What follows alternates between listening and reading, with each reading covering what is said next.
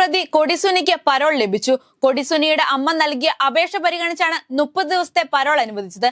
Parole ആവശ്യപ്പെട്ട അമ്മ മനുഷ്യാവകാശ കമ്മീഷന് അപേക്ഷ നൽകിയിരുന്നു. കമ്മീഷന്റെ കത്തിന്റെ അടിസ്ഥാനത്തിൽ ജയിൽ DGP പരോൾ അനുവദിക്കുകയായിരുന്നു. കോഴിക്കോട് കൂടരഞ്ഞിയിൽ ട്രാവലർ മറിഞ്ഞ 6 വയസ്സുകാരി മരിച്ചു. ചങ്കുവെട്ടി സ്വദേശി എലീസ ആണ് മരിച്ചത്.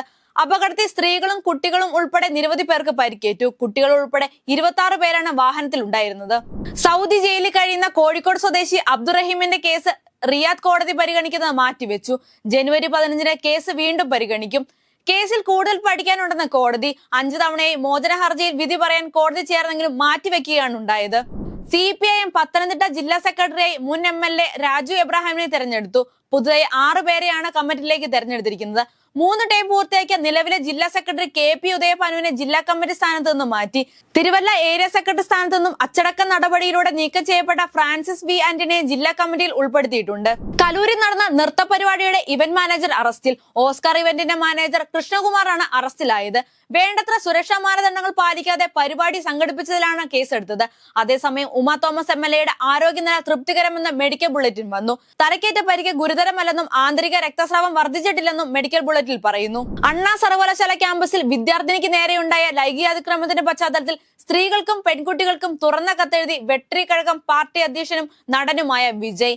എന്ത് സാഹചര്യം വന്നാലും ഒരു സഹോദരനായി അവർക്കൊപ്പം നിൽക്കുമെന്നും അവരെ സംരക്ഷിക്കുമെന്നും വിജയ് ഉറപ്പു നൽകി. കേരളം മിനി പാകിസ്ഥാനാണെന്ന വിവാദ പ്രസംഗവുമായി മഹാരാഷ്ട്ര മന്ത്രി നിതേഷ് റാണെ. പൂനെയിൽ നടന്ന പൊതുയോഗത്തിലാണ് റാണയുടെ വിവാദ പ്രസംഗം. കേരളം മിനി പാകിസ്ഥാനാണെന്നും അതുകൊണ്ടാണ് രാഹുൽ ഗാന്ധിയും സഹോദരി പ്രിയങ്ക ഗാന്ധിയും വിജയിച്ചു വരുന്നതെന്നും അദ്ദേഹം പറഞ്ഞു. കർഷക സംഘടനകൾ പ്രഖ്യാപിച്ച പഞ്ചാബ് ബന്ദ് പുരോഗമിക്കുന്നു. റോഡ്, റെയിൽ ഗതാഗതം വ്യാപകമായി തടസ്സപ്പെട്ടു. പഞ്ചാബിലൂടെ ഓടുന്ന 163 ട്രെയിനുകൾ റദ്ദാക്കുകയുണ്ടായി. കർഷകരുമായി പഞ്ചാബ് സർക്കാർ നടത്തിയ ചർച്ച വീണ്ടും പരാജയപ്പെട്ടു. താങ്ങുവിലയ്ക്ക് നിയമസാധ്യത നൽകണമെന്നുൾപ്പെടെയുള്ള ആവശ്യങ്ങൾ ഉന്നയിച്ചാണ് സംയുക്ത കിസാൻ മോർച്ച രാഷ്ട്രീയതല വിഭാഗവും കിസാൻ മസ്ദൂർ മോർച്ചയും പഞ്ചാബിൽ ബന്ദ് പ്രഖ്യാപിച്ചത്. സ്ത്രീധന പീഡനത്തെ തുടർന്ന് ആയുർവേദ മെഡിക്കൽ വിദ്യാർത്ഥിനി വിസ്മയ ജീവനൊടുക്കിയ കേസിലെ പ്രതി കിരൺകുമാറിന് പരോൾ. 30 ദിവസത്തെ പരോളാണ് അനുവദിച്ചിരിക്കുന്നത്. പോലീസ് റിപ്പോർട്ട് തള്ളിയാണ് ജയിൽ വകുപ്പ് പരോൾ അനുവദിച്ചത്.